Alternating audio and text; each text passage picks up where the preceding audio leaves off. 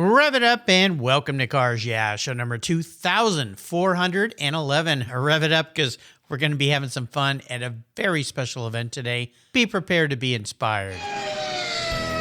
This is Cars Yeah, where you'll enjoy interviews with inspiring automotive enthusiasts. Mark Green is here to provide you with a fuel injection of automotive inspiration.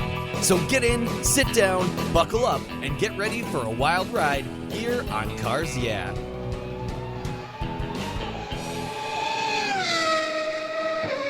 Hello, inspiring automotive enthusiasts, and welcome to Cars Yeah. Today I'm in Larkspur, California, a beautiful part of the country, with a very special guest by the name of Jeffrey O'Neill. Hey, Jeff, welcome to Cars Yeah. Do you have any gear, and are you ready to release the clutch? I am, Mark. For sure. Releasing the clutch and stomping grapes. Two things that Jeff does very well with his feet. You'll understand that in just a minute. But before we dive into an introduction for you and we talk about this spectacular event you do and the wonderful wines and the drinks that you make, what's one little thing that maybe people don't know about you, Jeff?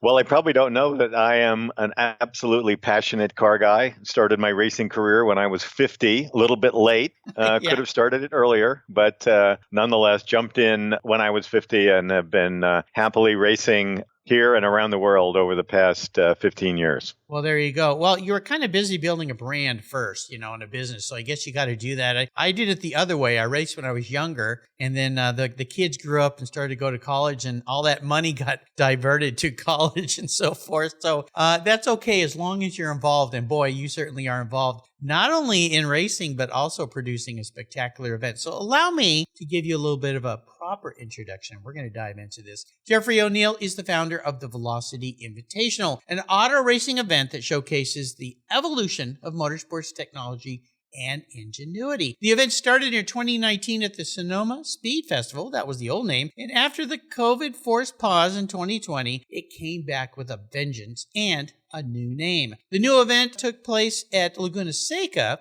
It was a 3-day filled event with hundreds of iconic cars, race cars, special exhibitions, food, wine, and more. And this year's event returns to famous Sonoma Speedway. It's November 10th, 11th, and 12th, and they expect to attract over 10,000 visitors, and you should be one of them, listeners. Jeffrey has always been a passion for race cars alongside his passion for wine and distilling. He's the founder and CEO of O'Neill Vintners and Distillers located in California's Central Valley. Got to check them out. We'll be back in just a moment, but first a word from our sponsors. They keep the gas in the race tanks here, so give them a little love. Be right back. Years ago, when it was time to renew my collector car insurance policy, my carrier's rates went up. Way up, but my usage was the same and I never made a claim. I didn't even have a ticket. So what's with that? So I turned to American Collectors Insurance. Has your collector car insurance recently raised your rates for no good reason? Tired of paying an annual membership fee? Then it's time to look around and call American Collectors Insurance. I shopped around, I asked friends for recommendations, and found a winner that I can trust. And boy, I'm glad I did. I saved hundreds of dollars every year and slept better at night knowing my baby was properly insured. American Collectors Insurance have been protecting vehicles since 1976. They provided me with an agreed value insurance policy backed by their history of taking great care of their clients. What could be better than that? So give them a call and ask for a quote today. 866-ACI-YEAH. That's 866-224-9324. And protect the ones you love like I did with American Collectors Insurance. Classic car insurance designed by collectors for collectors. For several years now, you've heard me talk about Linkage Magazine. I've been a subscriber since the start. Their talented and creative team brings you a spectacular publication and website that shares the automotive passion from a worldwide perspective. Linkage is about driving, restoring, collecting, and first-hand experience at collector car auctions and more. They bring you real-world values plus rational, experienced opinions on the current markets. They cover the automotive world and the people who share our passions. And Linkage Magazine has grown, mailing you 6 issues annually. Join me on this journey with Linkage. They're geared for the automotive life. You can subscribe at linkagemag.com.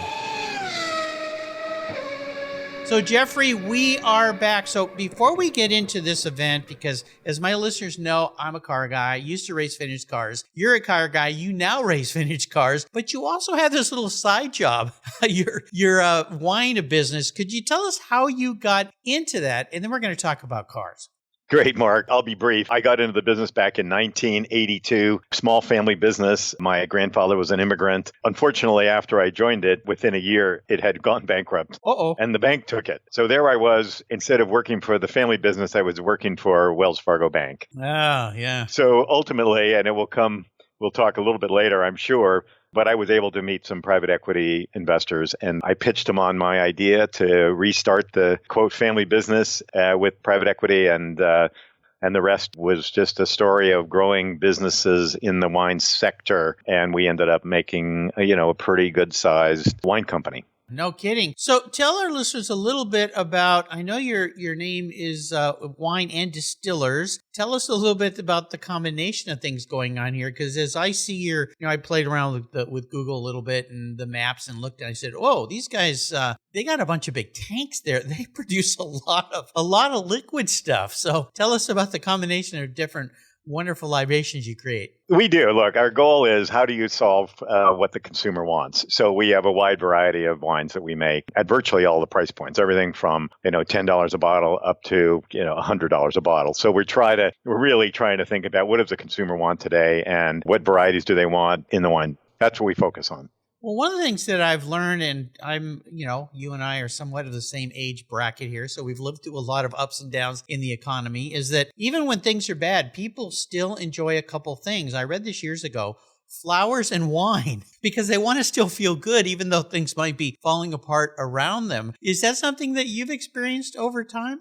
Yeah, no, I think it's true. People drink the same regardless of the economic environment. However, they might change their buying habits. So if they were drinking a $25 wine, they might trade down for a short period to a $15 wine. But fortunately, people are still drinking wine and enjoying good times and occasionally bad. Yeah, well, sometimes that helps a little bit through the bad times for sure. Well, California's always produced some spectacular wines. We do a little bit of winemaking up here in the Pacific Northwest, but California seems to be the golden era. So I love it. Well, let's talk about this event of yours, because when you started this back in 2019, it was known as the Sonoma Speed Festival. And then that nasty thing called COVID came along and messed up everybody's lives. But you brought it back, and with a new name. So can you kind of walk us through what the idea was when you first started it, and then why the name changed? And then we're going to dive into this year's event, which has moved back from Laguna Seca Raceway, but back to Sonoma Speedway, another great racetrack. So how did this whole concept, as if you weren't busy enough making wines and racing, oh my gosh, why on earth would you do this? That is a great question, Mark, and I still scratch my head once in a while and wonder why I've done this. But I will tell you, the fundamentals are, I love racing. I love having an environment where people will be comfortable bringing out these amazing cars. And the model historically has been, how many cars can I get on the track? And I tried to reverse that and say, okay, it's not how many we can get on the track, it's how many authentic vehicles can we get on the track. And when I say authentic, every car at Velocity has to have had race history and cannot have been modified. So we're really trying to, it's more of a preservation class than anything else. We want to be sure that collectors are confident when they bring their cars out. And as you know, not every race is the same. If you're just trying to get cars on the track, that means, drivers of varying abilities. Some of them are real collectors. Some of them have modified their cars. I wanted to bring back an event where people could bring their cars, beautiful cars. And I don't mean really expensive cars all the time, but I want people to say, my car is original and I want to bring it back. I want to show everybody how it would have run in period against the similar cars. So I was just getting frustrated. And at the time, Steve Page was the president. It was a great guy. And he said, look, if you don't like what I'm doing, you do it. And I said, okay, I will. Sounds like that guy named Lamborghini when he was complaining to Mr. Ferrari about his cars, right? So that first one in Sonoma really was fantastic. We put out 5 acres of grass and white picket fences and tents, and we changed it. And I will tell you, one of the goals I have is I want these events to be family friendly. I want young kids to be inspired by these cars, see the old ones, see the new ones, and learn. So that's why our event is quite curated as well. Normally, when you go to these events, and they're this kind of the same everywhere, the paddock looks like somebody unpacked the car with a stick of dynamite. And I want people to see how those cars in the grids with a plaque in front of every car with the history of that car. So believe me, it was not easy to get everybody to agree to that because it was so unusual. A little bit of Goodwood feel, I hear. 100%. Listen, Charles March, I've taken many of his great ideas, but the most important ones are how do you present cars to the public, the admiring public, and make it clear and understandable why this car sits next to one car. They raced in the same class in period. They're authentic. This is exactly how it would have been prepared. And you can't get that anywhere right now in the United States. And it was just very frustrating for me. So I love that you did that, because by educating people, it pulls people in more. And I agree with you, having race vintage cars. Some events you go to are wonderful that way, and others are just, like your truck exploded, car came out, all the tools. And for people walking around, lots of times when you're the racer or even your team, you don't have time to talk with people because you're busy trying to get ready for the next race, or, probably fixing the car because it broke in the last race, because these are old cars. And so there's a little bit of a separation there. But by bringing people in, and I love your concept of bringing young people, because that's the next generation that are going to be running these cars, hopefully, in the future. And I think that's great. Can you tell us a little bit about the different classes and different kinds of cars we're going to see? Yeah, we basically run everything from, post-war late 40s, early 50s, all the way up. The most current cars we'll be running 3 of the 2016 Ford GTs that Ford campaigned at Le Mans. And luckily, I own one of them. Well, there you go. It will be very fun. So we'll have everything from sports racers from the 50s. So, Maseratis and Ferraris. We'll be running Ferrari GTO as well, a couple of short wheelbases. So we'll have some very, very lovely, lovely cars. We also want to make sure this is entertainment for all ages. And I think younger people are maybe a little more interested in some of the newer Porsches and things like Ford GTs, LMP1 cars, LMP2 cars. So we will have a current class. But what we found is when we bring the current cars out, then the young kids, they're interested in the older ones as well. So we're trying to think about this as an education in I call it the evolution of speed. Now, a couple of things that our friends at Con Media who brought us together were telling me you're doing is F1's Lando Norris is going to be doing something with this event. Is that right? Yeah, we're really excited. Particularly, McLaren has just completely turned the team around. Zach has done an amazing job. So we'll have at the event, we'll have Zach Brown, we'll have Lando Norris, both Saturday and Sunday. We're really excited. He'll be driving some of the historic Formula One cars. McLaren will be bringing 10 cars out of their collection, all Formula One winning cars over the past 25 years. Zach is great. He was a guest on my show a couple of years ago. And what I see them doing and going around to these events, and I don't know how Zach does what he does. My gosh, running what the team he's running, the businesses he runs, and then doing all this. You're right. This is really cool because when you bring in the more modern stuff and the famous people, that adds another dimension to this whole thing that brings young people that are following. And of course, we've seen in the last few years a resurgence in F1 watching here in the U.S. because of the documentary that they did. The other thing is a local company up here in the Northwest, Dirtfish Rally, is going to bring along, or going to be doing, am I right to say ride-alongs? They are. We are so excited to have Dirtfish on board. We'll actually have 2 tracks set up. We'll have the existing paved track, but we're also setting up out on the hills of Sonoma. So people can come down, take a spin on the track with one of the Dirtfish Rally cars, or be off the track.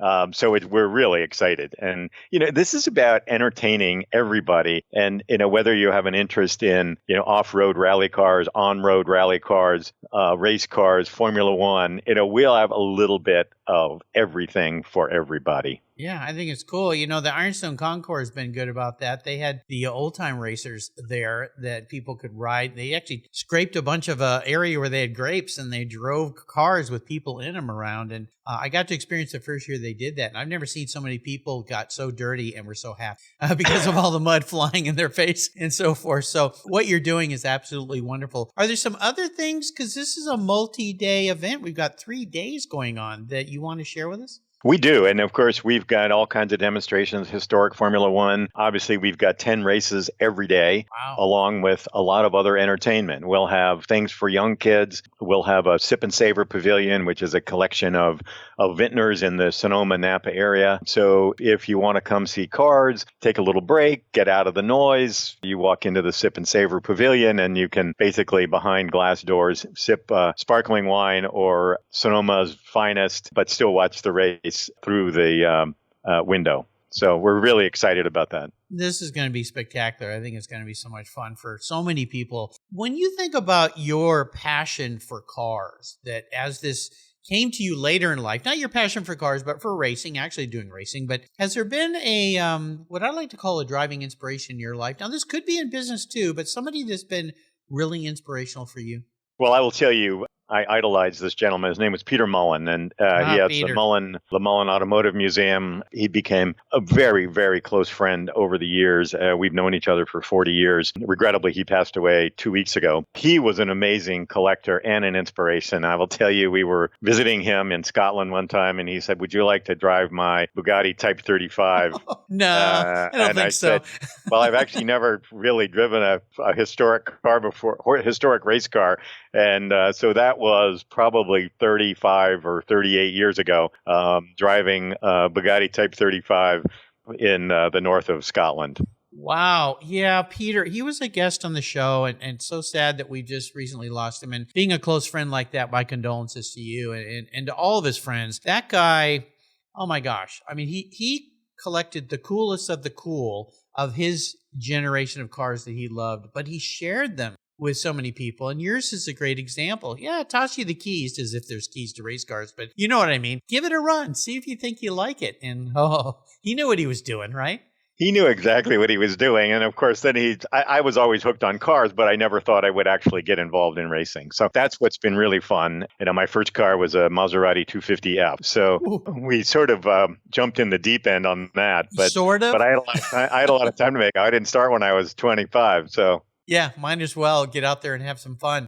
I want to talk a little bit about challenges because I like for people to share them, not so much to rekindle a bad part. You talked about going to work for your family business and then it went bankrupt. I mean, it's like that wasn't the biggest challenge ever, but if that's more you want to get into, but some kind of challenge that taught you when you look back a really valuable lesson so you could come out of it and go, you know what, I'm glad I had to go through that. Maybe it was tough, but I'm glad I had to go. Yeah, well, I will tell you, I've been in the wine business. I've done everything from, small private wine companies with private equity. We've been public. We've had, somebody make a hostile takeover bid over the public company. And I would tell you that, all of these challenges are daunting. But I think the advice is keep your head down, don't lose your cool, and, keep marching forward. I've had probably just about every challenge in business that you can name. So from the very beginning, it was a struggle. So, but fortunately, we've come out the other end, and O'Neill Vintners today is a private family business. So, it all worked out. It just, when it appears that it's not going to work out, keep your head down, stay solid, and generally it will work out okay. Well, I'll tell you, listeners, Jeff is a guy that has a terminal smile on his face. I don't know if it's because of all the wine he's drinking or the race cars he's driving, but you're such a happy person. And what you just shared is a lot like racing. Those great quotes by Winston Churchill. When going through hell, just keep marching and never, ever, ever give up. And it sounds like those are two mantras for you. And we'll get into a mantra a little later, but that's worked for you. But the key thing you said to me that I took from your experiences is stay focused with what the end goal is. Just stay on that because we get distracted easily by all these meteors coming at us, right? And if you don't stay focused, you can get wrapped around the axle, to use another car metaphor, and it can really mess you up. Yeah, no, Mark, I think that's exactly right. And today, of course, with the digital world essentially taking over all the communication, we're just inundated with so many other things. So, one of the things about velocity is we want to kind of bring a return to, I'll call it, civility with, you can come, you can learn, you can look around, you can relax. So that's been the goal. And ultimately, it's to create a forum where great collectors want to bring their cars. So looking ahead to a bucket list concept, you said, what am I done? Now I'm into this thing neck deep. And this change to the word velocity, has that been part of your future bucket list goal of where you want to take this? Because very different name, but I love the concept because it's moving fast. Yeah, we wanted the flexibility of tracks, and that gave us, some flexibility. And I will tell you, there's a lot of people in the car business that are involved in current racing that aren't excited about us. And, we've tried to change the entire format for what historic racing is. And I will tell you, most of these people think they're running a race. We are running a live museum is what we're really running. We are trying to educate people. We are trying to inspire young people, whether that's learning about cars or getting involved in restoration or preservation. So we really, and the reason we changed the name is we wanted the flexibility. We can go to Laguna. We can go to Sonoma. We could take it around the country at some point. So yeah, a little bit of Luftkultish, if you will, with what Patrick's doing there, right? Taking it to different venues, seeing what works, what's fun. And we saw that with Rennsport starting off in some different tracks, and they've kind of landed themselves, it seems like, at Laguna, but maybe it's because there's so many Porsche guys out here on the West Coast that it's like a magnet. This year's event, they sold out. I mean, it was just insane number of people there. I think it's wonderful what you're doing. I love the whole concept. It's great. I want to talk about a special vehicle. You've thrown a couple of very special cars out here in front of us today that you've raced. Is there one car in particular you could talk a little bit about that really puts an even bigger smile on a guy's face who already has a big smile on his face? Well, I mean, I will tell you, when I first got into the racing, I just said to myself, look, you have to have a car. And I had a list of 5 cars, and I just said, I have to own one of these cars. So I went on this hunt when I was probably around 45, and ultimately landed this first car, which was the Maserati 250F, which had been run by Sterling Moss and Juan Manuel Fangio. And I will just say that the first time I drove that, getting behind the wheel, knowing those guys, it gave me goosebumps. It was just no kidding. It was just part of history, right? And then feeling so lucky to have an opportunity to drive that car was just stunning. I mean, absolutely. I have to ask, being an old car guy, how did you find that car? Like, how did it end up in your hands? Well, lucky for me, I knew guys already that were well established in the car business. So in this case, Peter Mullen introduced me to a dealer in Europe. And then once I sent the feelers out for, a car that I was, interested in, then it's a very interesting little world out there of race cars and historic cars. So, but it's very refined, right? There's guys that only handle vintage race cars from the 50s or French cars from the 30s. So right. I ultimately have met, most of these amazing brokers, dealers throughout the world. So once you zero in on an idea or a theme, the cars do start to surface. Well, the other thing I always tell people is everything is always for sale at some time. So it may not be right now. You always have these guys say, I'll never sell this thing. But there'll always become a time because things change in our world, right? So someday you'll be ready to let that car go. And there'll be something else. Maybe. I don't know. Maybe you'll hang it on the wall like the nose piece you have hanging on your office right now. Well, that could be. I try not to sell anything. So, well, you're a smart guy because once we'll it's see gone, how that goes. Once it's gone, it's gone. That's for sure. So I'm a bit of a car psychologist here at Cars. Yeah, I have a special degree that I actually kind of made it up for myself, but don't tell me. I'm going to crawl into your head. If you were a vehicle, now this isn't what you want to be. That's way too easy. This is how you perceive your personality, the man in the mirror, as some kind of vehicle. What would you be? But the most important part of the question is why? Boy, that's a hard question. Boy is right. That is a very hard question to answer. And so I think about it, right? On the track, I take on lots of different autos, and different personas. So, sure. Momentum, no momentum, speed, horsepower, et cetera. So, everything from a Alpha GTA to a Boss Mustang. So I'll get off the track, but let's get on the road. And when I think about, me on the road, it's everybody says drive defensively. Well, I typically drive offensively, and I feel like that's much more successful. And I remind my dear wife that not had an accident in over 40 years. Touch wood. But when I think about, the question about, what do you want to be on the road? But, I think about, how would you drive? And the probably the most fun public roads to drive on are the Autobahn. Oh, sure. Yeah.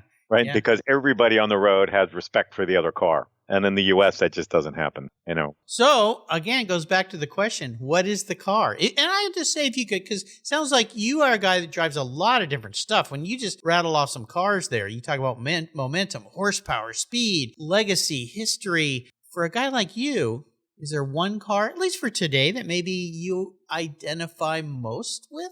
Boy, I tell you, I guess the car would be the 250F. It was on the leading edge of technology. It was on the leading edge of technology at the time. Maserati, then they were only trying to do one thing. How do we get more horsepower and less weight? So, they were just inspirational in terms of creating lightweight cars. So the one I have is called a lightweight, which was when they started to go to a multi-tubular chassis rather than just a A-frame under the car. So, I when I think about cars, I just think about what at different points in time, people led the technology revolution, whether it was disc brakes or magnesium, in the 30s, or superchargers. They go back to the 20s. It's amazing. It's a great thing. And we see that a lot about race on Sunday, sell on Monday with car manufacturers. And my favorite, Mark Porsche, we've mentioned a couple times here, seems to do a good job with that, where they'll bring out something. If you go back to the 959, for example, pretty crazy car when it first came out. And now all those things that are on that car are just kind of standard. They're even showing up on other cars. So I love how the technology ties in. Philanthropy is typically a pretty big part of events and so forth. Does your event, are you tied to some type of philanthropy? Or as you said, your main goal is to bring younger people into this thing and share the experience with them so they feel like they're part of it? Yeah, absolutely. One of our goals, unfortunately, we don't have enough guests coming to make this a charitable event yet. But that was the goal from the beginning, Mark, was how do we bring this? How do we take the proceeds from this event and create education, whether that means learning about how to fix cars or take care of cars or manufacture parts or, or learn how to race as a youngster. So we're trying to bring all of that together. But at the event, we have docents and people can learn about cars and we've had youngsters come and basically be the judges of, great. which car is the most authentic, which car, should be considered in this race class the best. So we brought young people that want to learn more about cars and we will continue to do that. So great books. Love to share books here. Is there a great book that you might share? This could be a self-help, a business book, or a car book. Well, there's two books that I over the years I did that are just, to me, they're just fantastic. And one will shock you. It was Keith Richards' autobiography called Life, which was fascinating because I just think he was one of the most misunderstood, or is one of the most misunderstood. And you realize that when people are successful like that, regardless of how you personally visualize them, right, they're incredibly thoughtful. And then the other one is it's called Long Walk to Freedom, and it was Nelson Mandela. His book is one of the most inspirational books, and what it reminds us all is patience. Here's a man that was jailed for 27 years, and he came out without, he wasn't vindictive, he was thoughtful. He really was a transformative individual for South Africa. It's just amazing to me. Two fantastic books. I appreciate you sharing those. So let's go in the ultimate drive. I'm a bit of an enabler here at Cars Yeah. I'm going to allow you to take any car anywhere with anybody, including somebody from the past that's no longer with us. So if you want to go on a ride with Keith Richards or Nelson Mandela or whomever you may choose, I'm going to make it happen. Don't worry about the cost. I got a big checkbook. So what is the ultimate drive or the ultimate race? Let's tie that into it. Look like for you. Well, look, I think the ultimate drive for me now, ordinarily you would say, I would go with my wife, but she doesn't like speed at all. Sounds like my wife. Yeah. So when we were on a rally one time and she looked at me kind of angrily from the passenger seat and she said, "You said this was a rally, not a race." Yeah. And so speed and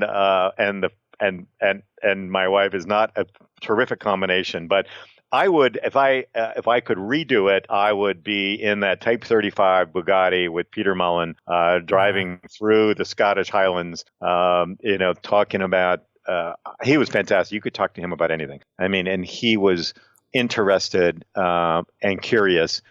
I mean, the subject matter could be everything from architecture, to Maya Angelou. I mean, it was amazing. And we just had this amazing time together. So I think if I could bring Peter back and be in that his Type 35 together, side by side, driving through the hills of Scotland would be absolutely amazing. Wouldn't that be spectacular? Well, you mentioned a couple wonderful things. Of course, Peter, I was lucky, as I said, enough to have him as a guest. And he called from his home along the California coast there, and we had nice talk before we started recording and after. It was just spectacular. The Scottish Highlands, I've never been up there, but my son got to take a trip up there with a friend from high school.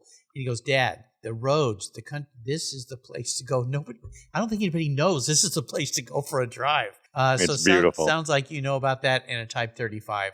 How could things get better than that? Jeff, you have taken us on a wonderful ride today, sharing this wonderful event. I wonder if you could share some parting words of wisdom or inspiration with us before we let you go today.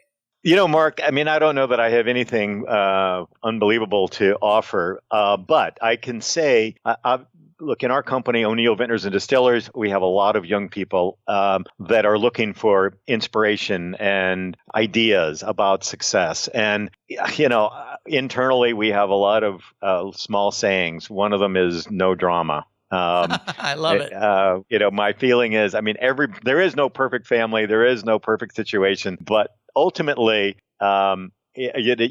everybody has got an issue. But my feeling is, bring positive attitudes and it will take you just about anywhere you want to go. Yeah. I have a great saying, and I actually created a meme. I'll send it to you. That was the difference between an ordeal or an adventure is your attitude. I think that's exactly right.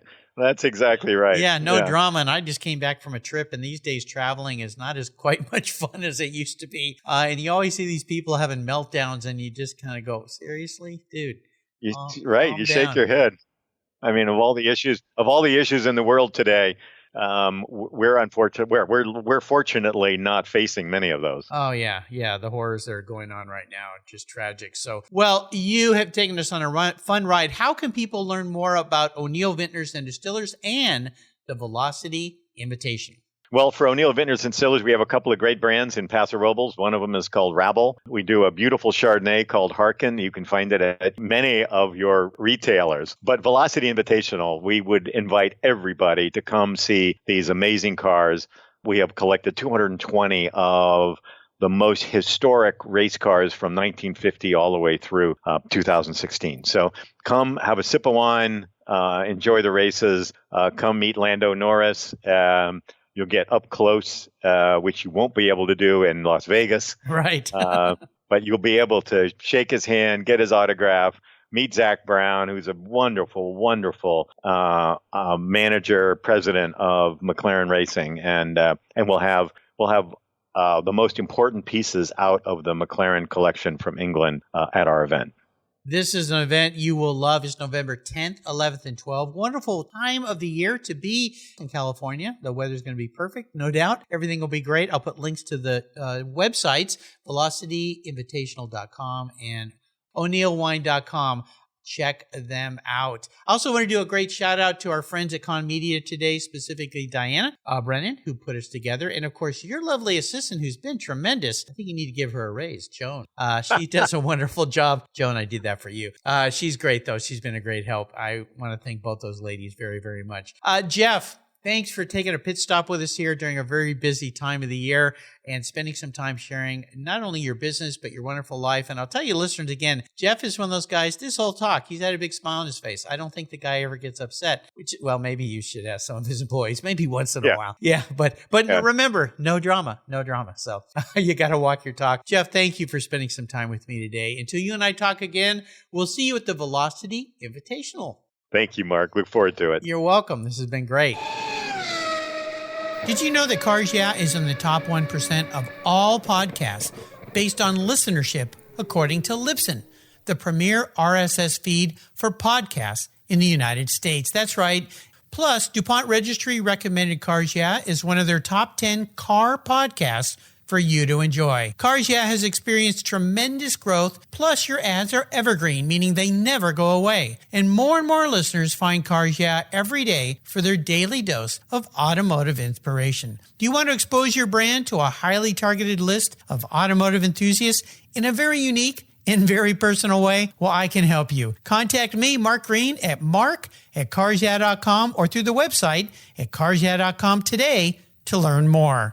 If your car started today, well, thank a tech. If that truck delivering your goods today got to your home or your business, thank a tech. If that airplane you rode in took off and landed safely, and if that boat you're riding in arrived at the dock safe and sound, that's right, thank a tech. One thing the pandemic has taught us is that great techs keep America rolling. They are essential workers and we need them. Support career and technical education by getting involved with TechForce Foundation. It's a Cars Yeah charity of choice. Learn more at techforce.org today.